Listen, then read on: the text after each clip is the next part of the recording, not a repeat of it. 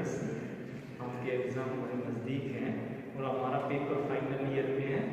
Foreign policy of India, Bharat की विदेश नीति। मैंने कुछ इंट्रोडक्शन दे दिए जो क्लास में रेगुलर थे। आप सब भी रेगुलर हो जाइए क्योंकि 20 फरवरी से आपके एग्जाम होने जा रहे हैं। ये तो थोड़ी सी बेसिक क्लास में बताया जा चुका है, लेकिन अब शुरू करते हैं। समय की को देखते हुए, इसके महत्व को समझते हुए अपनी क्लास शुरू करते हैं। सबसे पहले फॉरेन पॉलिसी ऑफ इंडिया मेरा पेपर जो सब्जेक्ट रहेगा, और उसमें सबसे पहले करते हैं इंट्रोडक्शन, मीनिंग, डेफिनेशन, फिर उसके objective of India's foreign policy. तो देखिए, पहले तो फॉरेन पॉलिसी, विदेश नीति किसे कहते हैं। सब्जेक्ट अपना भारत की विदेश नीति, लेकिन उससे पहले हम समझते हैं कि विदेश नीति क्या होती है। तो इसको समझने के लिए देखिए, नीति, उससे भी पहले हम समझे कि विदेश नीति से भी पहले समझे कि नीति ही क्या होती है। एक व्यक्ति का दूसरे व्यक्ति के प्रति दृष्टिकोण, या एक व्यक्ति का दूसरे व्यक्ति के प्रति व्यवहार, उसको उस व्यक्ति की नीति कहा जाता है। वह उस व्यक्ति की प्रकृति है कि जैसा वह दूसरों के साथ व्यवहार करना चाहता है, वह उस व्यक्ति की नीति कहलाएगी। इसी प्रकार एक राष्ट्र की अपनी सीमाओं से बाहर दुनिया के दूसरे राष्ट्रों के साथ, या अपने पड़ोसी राष्ट्र के साथ, या विश्व के किसी भी अन्य राष्ट्र के साथ उस राष्ट्र का दृष्टिकोण, उस राष्ट्र का दूसरे राष्ट्रों के साथ व्यवहार, वह उसकी क्या कहलाएगी, विदेश नीति कहलाएगी। लेकिन इसका इतना संकुचित अर्थ नहीं है, इसकी ब्रॉड डेफिनेशन है। एक तो ये मीनिंग हुआ कि एक राष्ट्र का दूसरे राष्ट्रों के साथ व्यवहार, उस राष्ट्र की क्या कहलाएगी, विदेश नीति। दूसरा, एक राष्ट्र द्वारा किसी अन्य राष्ट्र को अपने विचारों से प्रभावित करके उसको अपने विश्वास में लेकर उसके कार्यों के द्वारा अपना राष्ट्र हित निकालना। अर्थात किसी राष्ट्र को माइंड वॉश करके उस राष्ट्र से ऐसे काम करवाना कि अपना राष्ट्र हित पूरा होता हो, यह भी क्या कहलाती है, उस राष्ट्र की विदेश नीति कहलाती है, जिसे डिप्लोमेसी भी कहा जाता है। लेकिन डिप्लोमेसी की अलग मीनिंग है, उसका दूसरी क्लास में जिक्र करेंगे। लेकिन विदेश नीति भी कहलाती है कि एक राष्ट्र द्वारा किसी दूसरे राष्ट्र का माइंड वॉश करके, या उसको अपने विचारों में लेकर, विश्वास में लेकर उससे अपना कार्य निकलवाना। दो मीनिंग हुए। तीसरा मीनिंग है कि कुछ लोग कहते हैं कि एक राष्ट्र द्वारा किसी दूसरे राष्ट्रों के साथ संधि, समझौते करना विदेश नीति कहलाता है। नहीं, यह बिल्कुल ही नैरो डेफिनेशन है फॉरेन पॉलिसी ऑफ इंडिया की, क्योंकि एक राष्ट्र का दूसरे राष्ट्रों के साथ संबंध करना हो तो सकता है विदेश नीति, लेकिन एक राष्ट्र का किसी राष्ट्र के साथ संबंध तोड़ना, या उसके साथ कोई संबंध न रखना, या उसके साथ कोई संधि न करना भी वह उसकी क्या कहलाती है, विदेश नीति कहलाती है। ठीक है ना, आप भी बोल लिया करो, उसमें वही सारे एक क्लास में बैठे हैं, कोई क्वेश्चन पूछ सकते हैं बीच में। तो ये तीन मीनिंग हुए। एक, किसी राष्ट्र का व्यवहार दूसरे राष्ट्रों के प्रति, एक अर्थ विदेश नीति। दूसरा अर्थ है एक राष्ट्र द्वारा दूसरे राष्ट्र को प्रभावित करके उससे अपना राष्ट्रीय हित निकालना। दो मीनिंग हुए। और तीसरा मीनिंग है कि एक राष्ट्र का किसी के साथ संबंध न रखना भी क्या कहलाती है, उसकी विदेश नीति कहलाती है। ये मीनिंग हो गया, मीनिंग। अब आते हैं भारत की विदेश नीति। पहले हुआ मीनिंग इसका, विदेश नीति का। दूसरा हमारा क्वेश्चन है भारत की विदेश नीति। तो भारत का व्यवहार दुनिया के साथ शांति प्रिय रहा है। स्वतंत्रता से ही नहीं, परंपरा में, इतिहास में भी देखा जाए तो भारत अपने किसी भी पड़ोसी देशों के साथ मित्रतापूर्वक व्यवहार किया है।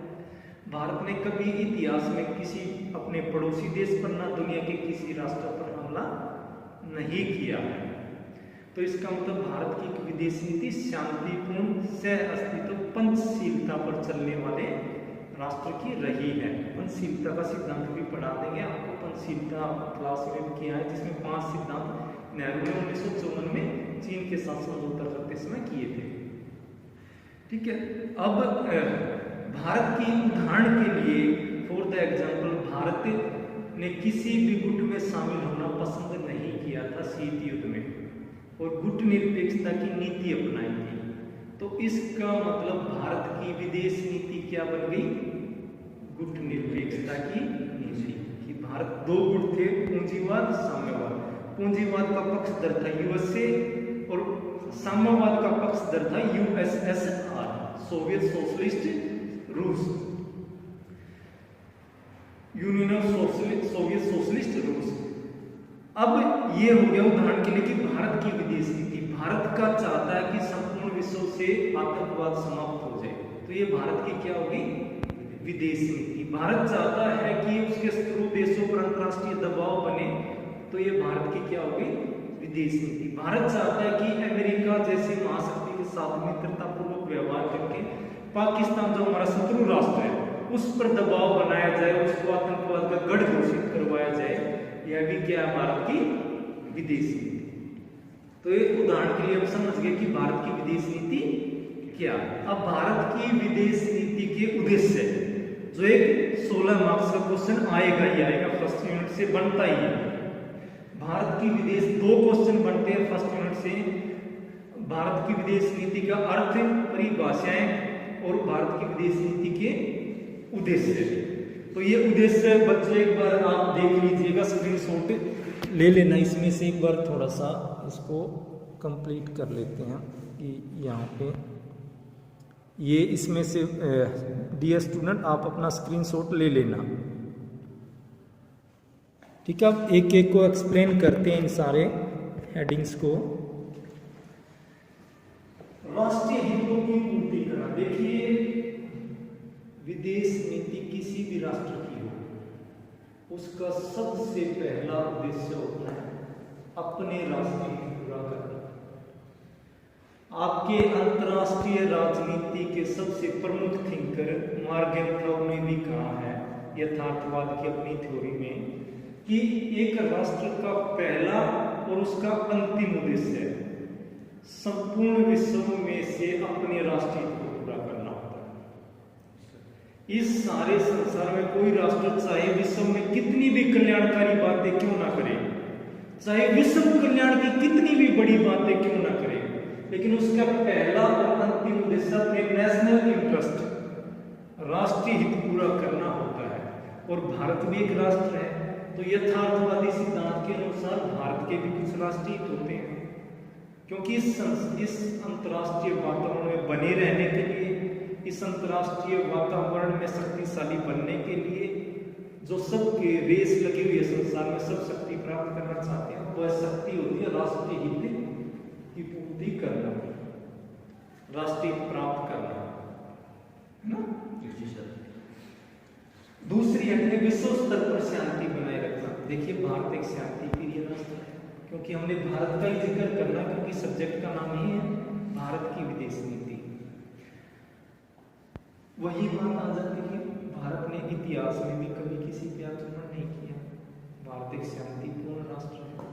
पड़ोसी राष्ट्र भारत से छोटे छोटे हैं, नेपाल, भूटान, श्रीलंका, ये भारत से पे विश्वास करते हैं, क्योंकि भारत ने उनके आंतरिक मामलों में कभी हस्तक्षेप नहीं किया। अगर भारत की नीति भी साम्राज्यवाद या उपनिवेशवाद की होती, तो भारत के सामने नेपाल, भूटान क्या मायने रखते हैं? वे जब चाहे आक्रमण करके अपने ऊपर, जैसे चीन ने तिब्बत को मिला लिया, ऐसे भारत भी कर सकता था अगर उसकी ऐसी नीति होती। लेकिन भारत की नीति कैसी है? शांतिपूर्ण सह अस्तित्व बनाए रखने की नीति। अंतरराष्ट्रीय स्तर पर आतंकवाद को समाप्त करना। देखिए, विश्व में सबसे बड़ी 2 समस्याएं मानी जाती हैं, पहली ग्लोबल वार्मिंग और दूसरी अंतरराष्ट्रीय आतंकवाद। यह सिर्फ भारत की आंतरिक समस्या ही नहीं है, संपूर्ण विश्व की समस्या है। संपूर्ण विश्व इस बीमारी से, इस खतरे से प्रभावित है। इसलिए भारत अंतरराष्ट्रीय स्तर पर चाहता है, हमेशा कभी भी आपने, चाहे हमारे प्राइम मिनिस्टर कोई भी रहे हो, चाहे मनमोहन सिंह जी रहे हो, चाहे माननीय प्रधानमंत्री मोदी रहे हो, लेकिन उन्होंने अंतरराष्ट्रीय मंच पर एक वाक्य हमेशा बोला है जाते ही कि हम अंतरराष्ट्रीय आतंकवाद को समाप्त करना चाहते हैं और हम इसका नेतृत्व करना चाहते हैं, या इसमें जो कार्रवाई हो हम उसमें सहयोग करना चाहते हैं। तो इसलिए भारत की विदेश नीति है अंतर्राष्ट्रीय आतंकवाद को समाप्त करना, एनएसजी की सदस्यता प्राप्त करना। यहाँ पे एनएसजी का मतलब नेशनल सिक्योरिटी गार्ड नहीं है, यहाँ पे एनएसजी का मतलब है न्यूक्लियर सप्लायर ग्रुप। एनएसजी में आज 48 देश हैं। इसमें 2015 में भारत को शामिल करने के लिए वोटिंग हुई थी 48 देशों की, और भारत को जीतने के लिए 25 राष्ट्रों का समर्थन चाहिए था, लेकिन भारत को 22 वोट मिले थे। और कनाडा का वोट चाइना ने कटवाया था, क्योंकि कनाडा सहमत हो गया था भारत को वोट करने के लिए पक्ष में, लेकिन चाइना के कहने पर हम उसको मना नहीं पाए। और फिर दूसरा ब्राजील पर दबाव बनाया था चाइना ने। ये दो राष्ट्र अगर समर्थन में आ जाते तो इनके जो समर्थक राष्ट्र थे वो भारत के पक्ष में वोट डालते। तो इस कारण सिर्फ 3 वोट से भारत एनएसजी का सदस्य बनने से रह गया था। आज भी भारत की विदेश नीति का प्रमुख उद्देश्य है एनएसजी की सदस्यता प्राप्त करना ही फ्यूचर भविष्य में। सार्क को सफल बनाना, South Asian Association Regional Cooperation, दक्षिण क्षेत्रीय सहयोग संगठन, जिसको दक्षेस भी हम बोलते हैं, दक्षेस। देखिए जितने भी regional cooperation, OPEC, OPEC, organisation of petroleum exporting countries, 1962 में बना, वो भी सफल है। दूसरा, सार्क कमजोर माना जाता है, क्योंकि ये जो राष्ट्र है 7 राष्ट्र और 8 हो गए, उनमें फूट है, क्योंकि इसके 2 राष्ट्र वो भारत, पाकिस्तान, नेपाल, भूटान, श्रीलंका, मालदीव, बांग्लादेश, 7 राष्ट्र हैं। इसमें फूट है क्योंकि यह सफल इसलिए नहीं हो पाता क्योंकि इनके राष्ट्रों के आपसी मतभेद हैं। तो भारत की विदेश नीति का उद्देश्य है कि सार्क को सफल बनाया जाए, क्योंकि पाकिस्तान हमेशा इसके मामले में अड़चन डालता है, जबकि पाकिस्तान इसका सदस्य है। जबकि ओपेक सफल है, आसियान सफल है, लेकिन सार्क कमजोर है कि भारत की विदेश नीति का उद्देश्य कि सार्क को भी सफल बनाया जाए। साम्राज्यवाद का उपनिवेशवाद का विरोध करना, भारत ने अपने साथ पहली जब भारत प्रतंत्र था तब भी सबसे पहले इंडोनेशिया को स्वतंत्र कराने के लिए भारत ने पहल की थी, जबकि यह टाइम था 1927 का। उस टाइम तो भारत भी पराधीन था, लेकिन कांग्रेस जो बन चुकी थी उस समय तक 1885 में, उसने विदेश मंत्रालय की स्थापना की थी 1928 में। उससे पहले ही उन्होंने 1 साल पहले ही एक बार इंडोनेशिया की स्वतंत्रता की भी पहल करवाने का कार्य किया था। लेकिन आज भी भारत जितने भी साम्राज्यवाद व उपनिवेशवाद का शिकार है, जैसे तिब्बत, भारत तिब्बत को स्वतंत्र कराना चाहता है। यह विश्व में अन्य राष्ट्र जो साम्राज्यवाद व उपनिवेशवाद का में बने हुए हैं उनको स्वतंत्र कराना भारत का उद्देश्य है, और यह भारत की विदेश नीति का उद्देश्य माना जाएगा, क्योंकि यह सीमा से बाहर की कार्यवाही है। साम्राज्यवाद व उपनिवेशवाद आप समझते होंगे, जो दूसरों के पराधीन रहते हैं पूर्ण रूप से, कि जो स्वतंत्रता से जिसपे किसी भी रूप में कार्य को अधिकार नहीं होता। साम्राज्यवाद व उपनिवेशवाद भी उसी का एक रूप है, जिसमें कुछ स्वतंत्रताएं दे दी जाती है, लेकिन सरकारें विदेशी ही रहती हैं। फिर रंग भेद की नीति का विरोध करना, जवाहरलाल नेहरू ने 1946 में ही प्रधानमंत्री बनने से पहले और 1947 में अपने पहले रेडियो भाषण पर प्रधानमंत्री बनने के बाद उन्होंने कहा था कि हम दक्षिण अफ्रीका में रंग भेद की नीति का विरोध करते हैं। नेशनल मंडेला का समर्थन उन्होंने किया था। नेशनल मंडेला दक्षिण अफ्रीका में एक महात्मा गांधी की तरह ही पूजे जाते हैं। वे 28 वर्ष तक जेल में रहे थे, बाद में स्वतंत्र हुए। वहां पे एक बड़ा कारण था रंग भेद की नीति का। गोरे लोग काले लोगों से नफरत करते हैं, और यह सिर्फ दक्षिण अफ्रीका में ही नहीं, अफ्रीका के कई सारे देशों में, अमेरिका में भी रंग भेद का शिकार या हिंसा देखी जाती है, तो भारत हमेशा रंग-भेद की नीति का विरोध करता है। अपनी विचारधारा का प्रचार प्रसार करना, देखिए हर एक राष्ट्र चाहता है कि अपने विश्व स्तर पर अपने विचारों का प्रचार प्रसार किया जाए, संपूर्ण विश्व को अपने विचारों से प्रभावित किया जाए, संपूर्ण विश्व में यह दर्शाया जाए कि भारत एक शांति प्रिय विश्व कल्याणकारी राष्ट्र है। यह प्रचार प्रसार किया जाए और इनका प्रचार प्रसार करने के लिए भारत हमेशा अंतर्राष्ट्रीय मंचों पर जाता है, बेबाकी से अपनी राय रखता है, संपूर्ण विश्व की कल्याणकारी बातें करता है और गुटनिरपेक्षता अपनी सबसे बड़े, जैसे अभी एक बच्चे ने बताया भी, यहाँ पर वो पॉइंट हम ला सकते हैं कि लोकतंत्र का प्रचार प्रसार करना, लोकतंत्र का समर्थन करना विश्व में, कि इस तरीके से भारत एक अंतर्राष्ट्रीय लीडरशिप बनकर उभर सके। इस प्रकार से अपनी भारत का भी उद्देश्य अपनी विचारधारा का प्रचार प्रसार करना।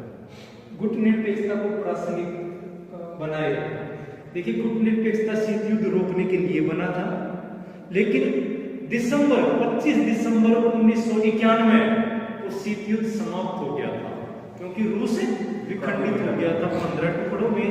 तो संपूर्ण अंतर्राष्ट्रीय स्तर पर यह एक क्वेश्चन मार्क लग गया था गुटनिरपेक्षता पर नाम पर। बहुत सारे विद्वानों ने ये कहा था कि अब गुटनिरपेक्षता की क्या आवश्यकता है, क्योंकि आपने गुटनिरपेक्षता दो गुटों से अलग रहने के लिए बनाया था, जिसका नाम ही आपने गुटनिरपेक्ष रखा था। लेकिन जब गुट ही नहीं बचे दो, तो आपकी गुटनिरपेक्षता किस काम की? तब भारत के सामने क्वेश्चन खड़ा हो गया था कि इसकी प्रासंगिकता, इसकी आज महत्व को कैसे बनाए रखा जाए। तो उस समय भारत ने अपने नेतृत्व में कहा था अंतर्राष्ट्रीय मंच पर कि गुटनिरपेक्षता के समय यह उद्देश्य था कि दो गुटों का, दो महाशक्ति का शिकार होने से बचाना। लेकिन अंतर्राष्ट्रीय स्तर में आज समस्याएं खत्म नहीं हो गई है। भूखमरी, अनपढ़ता, बेरोजगारी, दरिद्रता, गरीबता, अंधविश्वास तीसरी दुनिया के राष्ट्रों में आज भी भरा पड़ा है। आर्थिक स्तर पर शोषण, कहने को स्वतंत्र हो गए तीसरी दुनिया के राष्ट्र, लेकिन आर्थिक स्तर पर शोषण यूएनओ के माध्यम से, वर्ल्ड बैंक के माध्यम से, IMF के माध्यम से आज भी यूरोप के देश तथा अमेरिका आज भी शोषण करता है। तो उनकी एक मिलकर आवाज उठाना, वह क्या है? गुटनिरपेक्षता की प्रासंगिकता है आज भी। तो भारत ने कहा जितना उद्देश्य शीत युद्ध में था ना गुटनिरपेक्ष, उससे कहीं ज्यादा उद्देश्य आज इसका बने रहने में ही है। नहीं तो एक अलग गुट बनाना पड़ेगा, एक अलग संगठन बनाना पड़ेगा। ये गुट नहीं था, संगठन था। संगठन बनाना पड़ेगा कि तीसरी दुनिया के राष्ट्रों का, क्योंकि नई आर्थिक व्यवस्था, नई आर्थिक नीति, न्यू इंटरनेशनल इकोनॉमिक ऑर्डर किसको स्थापित करवाया? किसने स्थापित करवाया? गुटनिरपेक्षता में, जिसमें तीसरी दुनिया की, आज गुटनिरपेक्षता में 120 राष्ट्र हैं। आज गुटनिरपेक्षता में 120 सदस्य राष्ट्र शामिल हैं। शत्रु राष्ट्रों पर अंतर्राष्ट्रीय दबाव बनाना या बनवाना, देखिए भारत की विदेश नीति का एक उद्देश्य है कि शत्रु राष्ट्र, भारत किसी के आंतरिक मामले में हस्तक्षेप नहीं करता। इसका मतलब यह नहीं कि कोई और राष्ट्र भी भारत के आंतरिक मामलों में हस्तक्षेप नहीं करता। चाइना और पाकिस्तान यथार्थ रूप में भारत के सबसे बड़े दुश्मन है और गाहे बगाहे भारत की सीमाओं में प्रवेश करते हैं, सैनिक कार्रवाई करते हैं, या फिर अदृश्य रूप में या अप्रत्यक्ष रूप में कुछ न कुछ किसी अन्य देश के माध्यम से हस्तक्षेप करने की या राजनीति के द्वारा हस्तक्षेप करने की कोशिश करते हैं। क्योंकि बाह्य फंड, जिसको हम कहते हैं अनुदान आता है, आतंकवादियों को मिलता है या दूसरे अराजक तत्वों को बाह्य फंड देकर भारत में अराजकता फैलवाने का कार्य ये दोनों राष्ट्र करते हैं। तो भारत चाहता है कि क्यों नहीं इन्हीं पर उल्टा दबाव बनवाया जाए। तो एक भारत कूटनीति के माध्यम से, और कूटनीति किसका अंग है? विदेश नीति का अंग होता है। भारत अपनी कूटनीति के माध्यम से पाकिस्तान और चीन पर अंतर्राष्ट्रीय दबाव बनाने में लगा रहता है। जैसे एक तो भारत ने खुद अपने ही उद्देश्य को पूरा करने के लिए धारा 370 हटाई, तब संपूर्ण विश्व को अपने विश्वास में लिया पहले, ताकि पाकिस्तान का कोई फेवर ना करे इंडिया का युद्ध। अमेरिका जो 1999 के कारगिल युद्ध तक पीओके या कश्मीर को भी, भारत के क्षेत्रीय कश्मीर को भी पाकिस्तान का अंग बताता था। जब हमने धारा आर्टिकल 370 हटाया तब अमेरिका ने खुलकर भारत का समर्थन किया था। ये एक डिप्लोमेसी होती है। दूसरा FATF, भारत एक पाकिस्तान में जो आतंकवाद फैला हुआ उसको रोकने के लिए पाकिस्तान को एक आर्थिक सहायता अमेरिका के द्वारा दी जाती है, जिसका नाम है FATF, fund for activities terrorism control. उसमें भारत ने, लेकिन उल्टा पाकिस्तान उस धन का खर्च आतंकवाद को बढ़ाने में करता था। तो भारत ने के कहने पर अमेरिका ने उसकी परीक्षाएं ली, टेस्ट लिए, और 48 में से 44 टेस्टों में पाकिस्तान फेल मिला, जिसको ग्रीन लिस्ट से निकालकर ब्लैक लिस्ट में तो अभी नहीं डाला, लेकिन ग्रे लिस्ट में डाल दिया गया। अगर अगली बार टेस्ट हुए पाकिस्तान के, उसमें वो फेल मिला तो वह ब्लैक लिस्ट हो जाएगा और पाकिस्तान को आर्थिक सहायता विश्व स्तर पर मिलनी बंद हो जाएगी। ये भारत का एक विदेश नीति का उद्देश्य है। अब आते हैं IORARC, Indian ocean ring association Regional Cooperation. दक्षिण हिंद महासागरीय क्षेत्र में शत्रु गतिविधियों को रोकना। देखिए, दक्षिण हिंद महासागर में चाइना ने गतिविधि शुरू की। चाइना का धरातल भी नहीं लगता, फिर भी चाइना ने पाकिस्तान की खवादर बंदरगाह खरीद कर भारत पर दबाव बनाने की कोशिश की, भारत को एक मोतियों के अंदर पिरोने की कोशिश की। ऊपर चाइना हो गया, उधर से मोतियों की माला बनाते हुए खवादर बंदरगाह खरीदी पाकिस्तान से, और फिर श्रीलंका में भी बटोटा नामक स्थान को जो 99 वर्ष के लिए पट्टे पर ले लिया है चाइना ने। इसका मतलब जमीन भी चाइना की होगी, वहां पे चाइना ने अपने परमाणु मिसाइलें हथियार लगाना शुरू कर दिया। यह बहाना बनाकर कि हमने अपनी बंदरगाह की सुरक्षा करनी है, ना कि भारत पर कोई दबाव बनाने की कोशिश की। लेकिन असल में चाइना का उद्देश्य हम सब जानते हैं। ये तो भारत की विदेश नीति का उद्देश्य है कि दक्षिण हिंद महासागर में शत्रु देश की राष्ट्रीय गतिविधियों को बढ़ने से रोकना। MTCR, missile technical reduction control, अधिक दूर की मारक क्षमता वाली मिसाइलों को, ताकि विश्व पर परमाणु संकट को बढ़ने से रोका जा सके। लंबी दूरी की मिसाइलों को रोकने की एक कमेटी बनी है, जिसमें भारत 2016 में सदस्य बन गया है। लंबी दूरी की मिसाइलों पर अब जो भी राष्ट्र 3000 किलोमीटर से ज्यादा की मारक क्षमता की मिसाइल बनाएगा, उन्हें इन राष्ट्रों की परमिशन लेनी होगी, इनको विश्वास में लेना होगा कि हम सिर्फ अंतरिक्ष में स्थापित करने के लिए इतनी मिसाइल बना रहे हैं लंबी दूरी की, ना कि हमारा उद्देश्य दूसरा है। तो ये कार्य करती है अंतर्राष्ट्रीय कानून के तहत करती है, लेकिन ना कि किसी तानाशाही के माध्यम से। महाशक्तियों के साथ मजबूत संबंध बनाना। देखिए, किसी भी राष्ट्र का उद्देश्य होता है कि महाशक्तिशाली राष्ट्रों के साथ मजबूत संबंध बनाए जाए, और यह भारत ने भी किया है। भारत ने जब अमेरिका पाकिस्तान के युद्ध में रहता था, तो भारत ने भी 20 वर्षीय संधि करके रूस के साथ 9 सितंबर 1971 को भारत ने रूस के साथ 20 वर्षीय संधि की थी। तो वह इसलिए की थी क्योंकि महाशक्ति का समर्थन जरूरी होता है, और उस समय एक महाशक्ति पाकिस्तान के साथ खड़ी हुई। और आज भी भारत का उद्देश्य रहता है कि दोनों महाशक्तियों से कुछ संबंध बनाए जा सके, ताकि अपने राष्ट्रीय हित पूरे करते रहे। तो भारत की विदेश नीति का उद्देश्य ये भी है। पाकिस्तान को आतंकवाद का गढ़ घोषित करवाना। देखिए, पाकिस्तान पहले ही आतंकवाद ग्रस्त क्षेत्र तो है ही, लेकिन अंतर्राष्ट्रीय स्तर पर एक ऐसा माहौल उत्पन्न करना कि सभी राष्ट्र ये मानने लगे कि पाकिस्तान वाकई में आतंकवाद का गढ़ है, और कहीं ना कहीं भारत इस नीति में सफल भी हुआ है। तो भारत की विदेश नीति का उद्देश्य है कि पाकिस्तान को आतंकवाद का गढ़ घोषित करवाना, अंतर्राष्ट्रीय मंच पर स्थापित होना, या अंतर्राष्ट्रीय मंच पर नेतृत्व करना, या अंतर्राष्ट्रीय मंच पर नेतृत्व करना।